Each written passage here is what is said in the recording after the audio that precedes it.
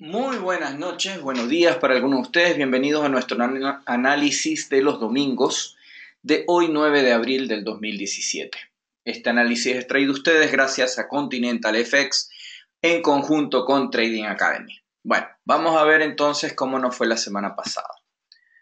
La semana pasada le atinamos a la mayoría de las proyecciones que teníamos, aunque en algunos casos, aunque sí advertimos la posibilidad de que sucedieran ciertas cosas, nuestro bias era equivocado. Pero en todo caso, en la mayoría estuvimos en lo correcto. Como ustedes pueden ver, hubieron fuertes movimientos. En general, hubo mucha volatilidad que se dio más que nada hacia finales de la semana, debido a un NFP que fue bastante malo, o se podría decir que fue mixto. Pero bueno, vamos a ver entonces. El dólar de Estados Unidos eventualmente emergió como el ganador en una semana tensa. Esta semana tenemos un discurso de Janet Yellen, tenemos una discusión de tasas de Canadá, tenemos los datos de empleo australiano, tenemos los datos de inflación estadounidenses y los números de consumo de Estados Unidos.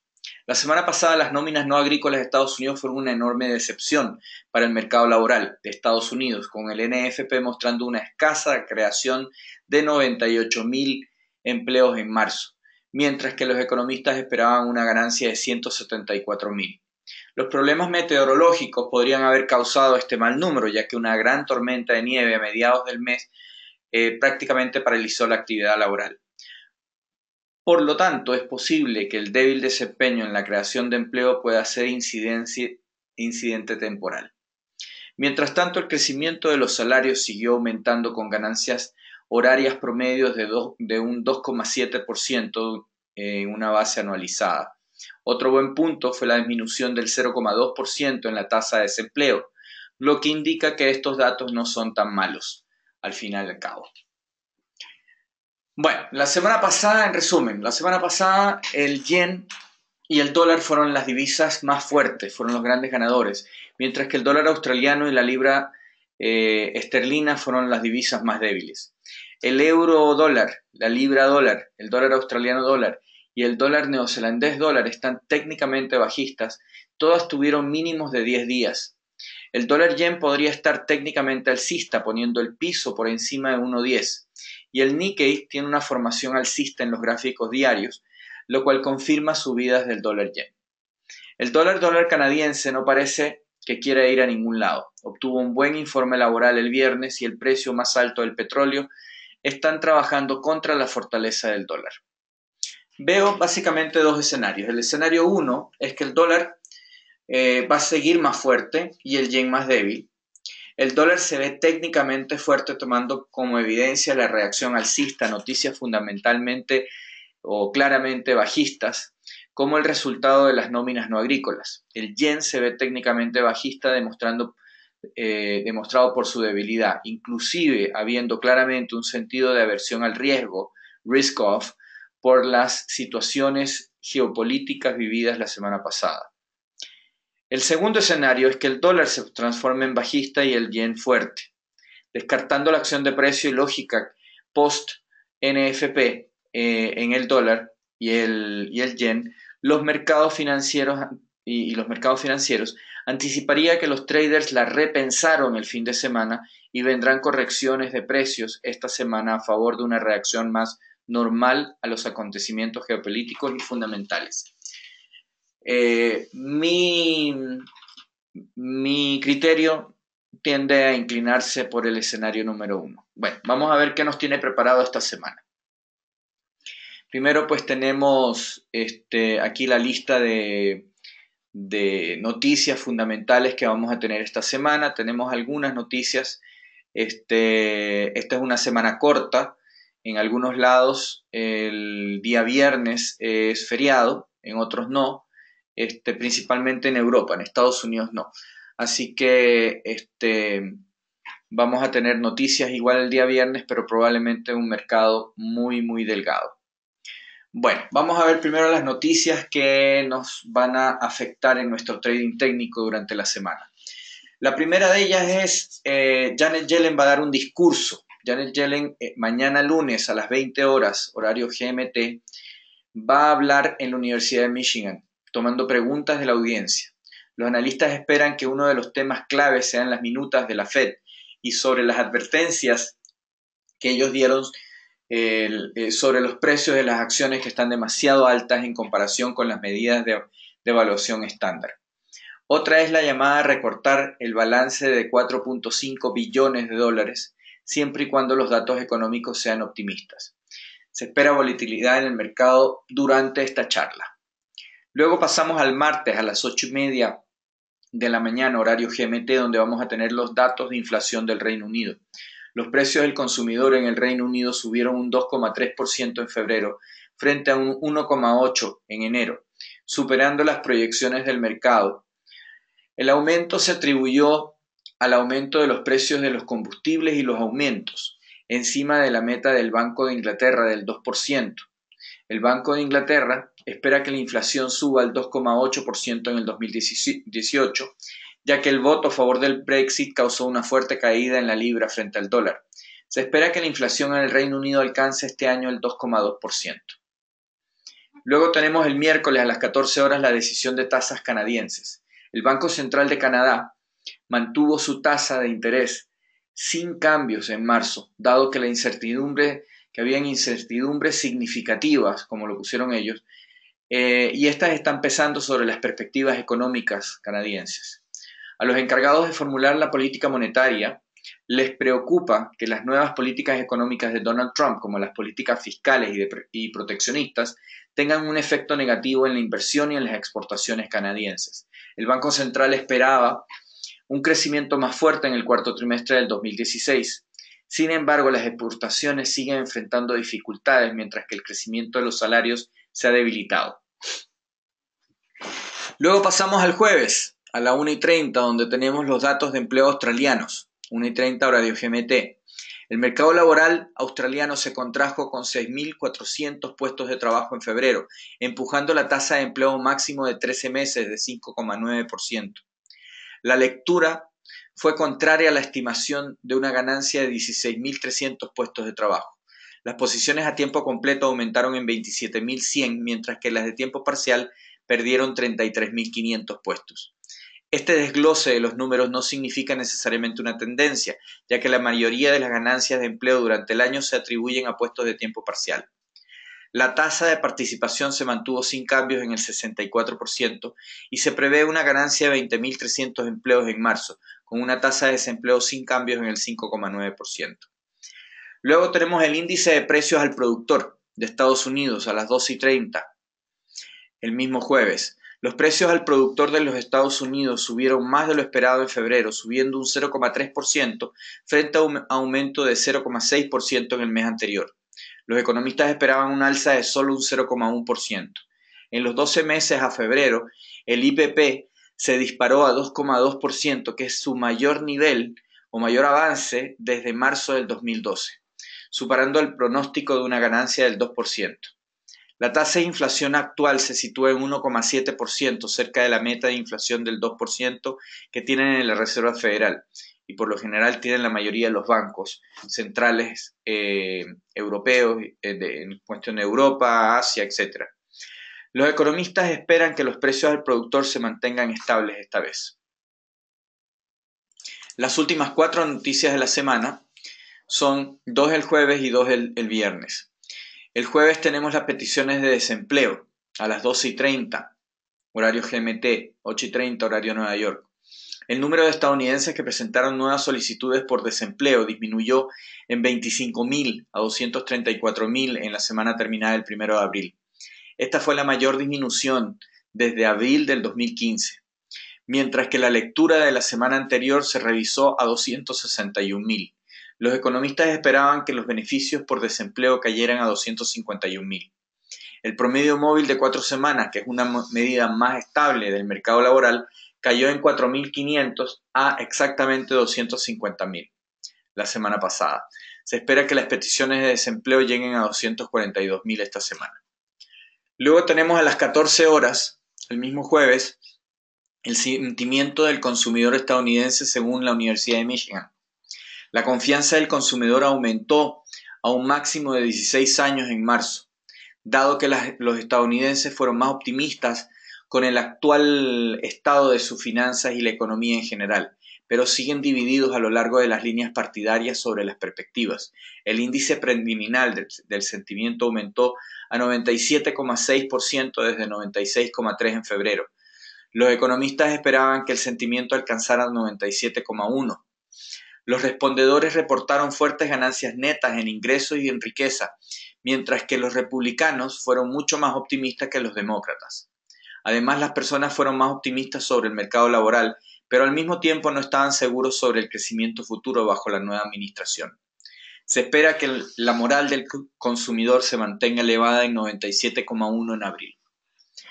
Pasamos por último el día viernes, donde tenemos los datos de inflación de Estados Unidos y las ventas al por mayor de Estados Unidos al mismo tiempo, a las 2:30. Los precios al consumidor de Estados Unidos subieron en febrero un 0,1%, después de un 0,6% en enero. Sobre una base anual, el IPC subió un 2,7%, el más alto desde marzo del 2012. Las cifras fueron consistentes con las proyecciones de inflación de la Fed, lo que llevó al alza de tasas de la Fed en marzo. Mientras tanto, el IPC básico, excluyendo los volátiles alimentos y los costos de combustible, subió un 0,2% tras un aumento de 0,3% en el mes anterior. Se espera que el IPC se mantenga sin cambios, mientras que la inflación subyacente se prevé que aumente un 0,2% en marzo. Luego tenemos las ventas al por menor de Estados Unidos el viernes a las 2:30. Las ventas al por menor de Estados Unidos subieron 0,1% en febrero después de una ganancia de 0,6% el mes anterior, dando el aumento más bajo en 6 meses. Se registró una actividad más tibia en las tiendas electrónicas, electrodomésticos, tiendas de ropa y concesionarios de automóviles. Sin embargo, las compras pueden haber sido restringidas temporalmente por una desaceleración en las devoluciones de impuestos y también en los problemas climáticos que hubieron. La robusta confianza del crecimiento saludable del empleo y los ingresos estables pueden volver a impulsar el gasto en los próximos meses. Las ventas minoristas básicas, excluyendo automóviles y estaciones de servicio, aumentaron un 0,2% desde 1,2% en el mes anterior. Se espera que las ventas al por menor de Estados Unidos aumenten un 0,1%, con una ganancia de 0,2% en las ventas base.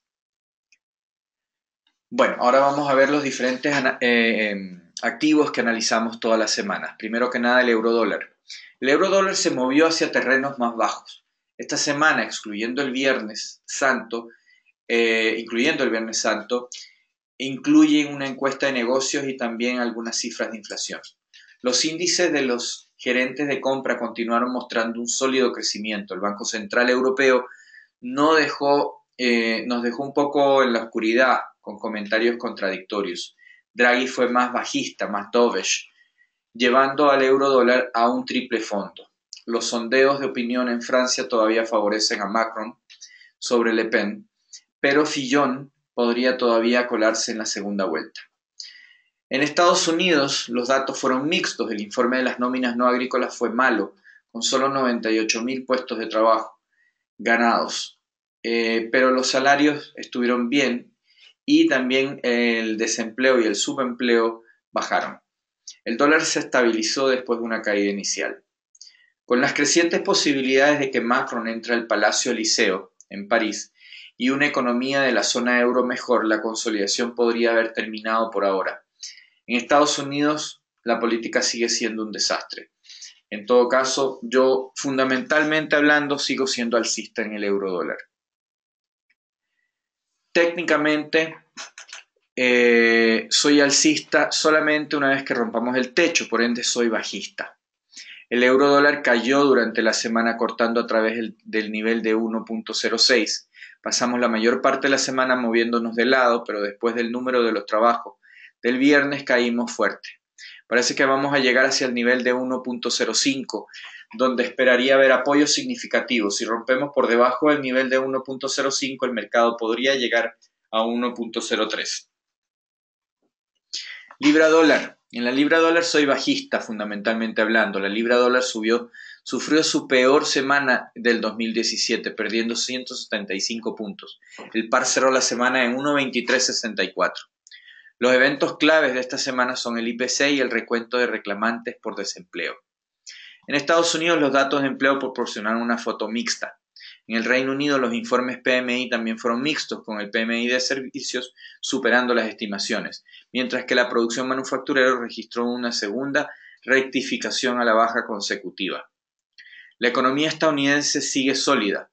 Los mercados esperan en junio la próxima subida de la tasa de la Fed. Por otro lado, Gran Bretaña finalmente presentó el artículo 50 ante la Comunidad Europea y las duras negociaciones entre el Reino Unido y la Unión Europea podrían pesar sobre la libra. Así que soy bajista.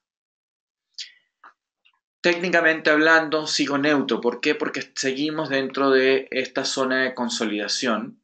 Creo que podríamos estar bajando un poquito más y de ahí subir, pero en general, como ustedes pueden ver, estoy un poquito más alcista técnicamente hablando que no.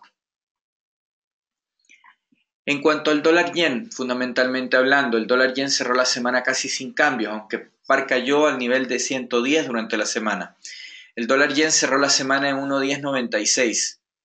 Hay 7 lanzamientos esta semana. Desde Japón los índices Tankan mejoraron en el primer trimestre.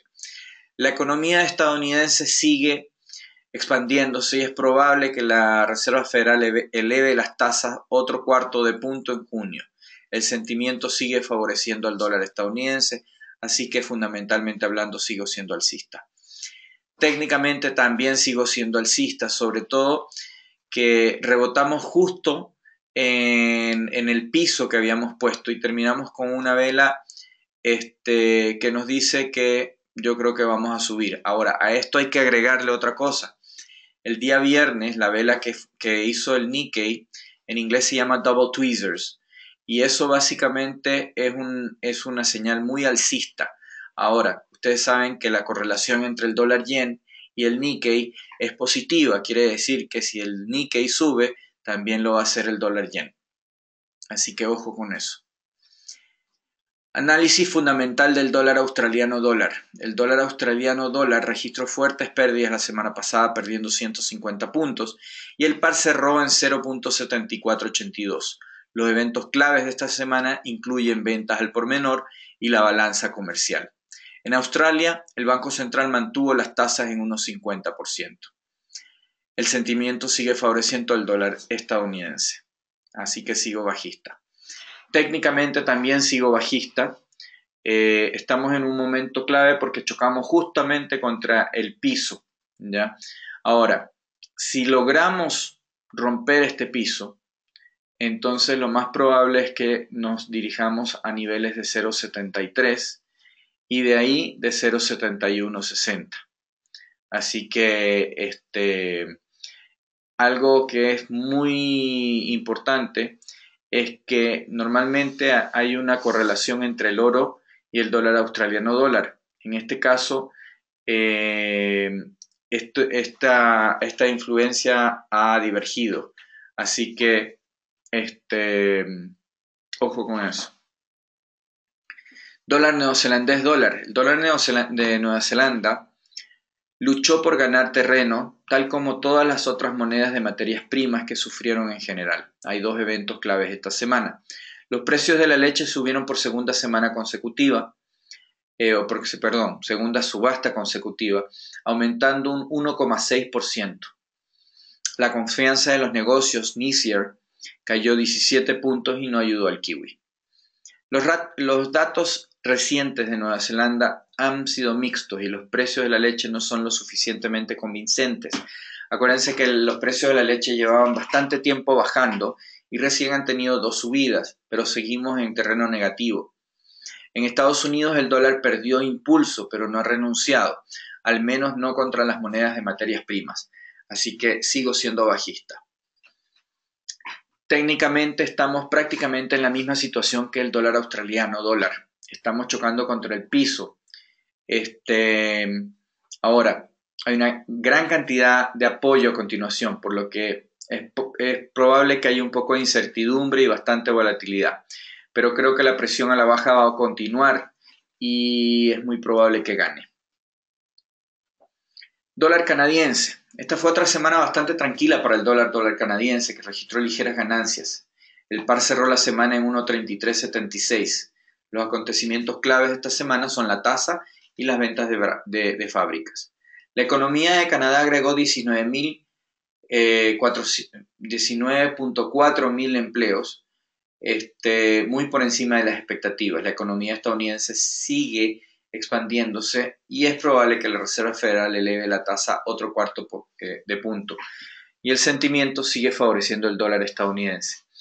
Esta es otra de las cosas que hay que estar pendientes. El dólar canadiense subió la semana pasada, mientras que el petróleo también subió. O sea que ahí nuevamente, al igual que con el oro y el dólar australiano, hubo una divergencia en cuanto a la correlación que normalmente existe. En todo caso, podría haber caídas. No me gusta mucho cómo se está portando el dólar canadiense. En todo caso, yo creo que vamos a seguir subiendo. Si es que logramos romper por encima de 1.36 y pasar por encima de la línea de tendencia alcista anterior, que la pongo como roja porque en este momento es techo, yo creo que podríamos llegar hacia 1.45. Ahora, las retracciones deben continuar ofreciendo soporte, sobre todo alrededor de 1.33. Los mercados de petróleo se ven extraordinariamente susceptibles a la presión de venta ahora, y creo que podría enviar este mercado mucho más alto. Así que si el dólar canadiense subió mientras el petróleo subió también, si es que llegase a caer el petróleo, eso impulsaría mucho más este par. Así que tengan ahí ojo. El oro se recuperó durante la semana rompiendo por encima de la parte superior de la estrella fugaz de la semana anterior. Este es un signo muy alcista y creo que estamos listos para seguir subiendo. Sigo alcista mientras nos mantengamos por encima de 1200. Con una pequeña... tenemos que agregarle algo, que aquí tenemos una tendencia bajista. Si rompemos esta línea de tendencia bajista, eso sería muy alcista también. En cuanto al crudo, WTI, el West Texas Index, se recuperó durante la semana superando el nivel de $52. Sin embargo, hay mucha resistencia por encima de aquí. Y creo que esta semana será una de las más importantes en este mercado.